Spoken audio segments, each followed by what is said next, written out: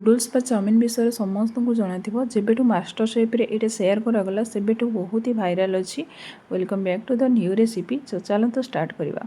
तो फास्ट कोन करिबा बॉईल करि नेबा चाउमिन को टिके लूण आ तेल देकी गोटे पैन गरम करके तादेरे किछि चिना बादाम कंचा लंका जीरा रसुण देकी भलसे मिक्स करके भाजी नेबा देन ताको पेस्ट करि नेबा धनिया पत्र देकी पुणी गोटे कड़ाई रे तेल गरम होला परे कटा पियाज कटा अदा मु एटी वेजिटेबल कैप्सिकम आ टमाटो नहीं एटा किसी दरकार पड़ी न थाए ए छेता रेसिपी रे तापर मिक्स करि नेबा से छेचा मसला देकी तापर बॉईल करिथिबा चाउमिन को ऐड करिकी भलसे मिक्स करि नेबा ऐड करी half spoon soya sauce half spoon vinegar तापर मु किछि टमाटो सॉस मध्य यूज करनी जाइछि। ए रेसिपी रे कौन सी टाइप रो केचप यूज हुए नहीं तो रेडी हो जाइछि मोर छेचा चाउमिन।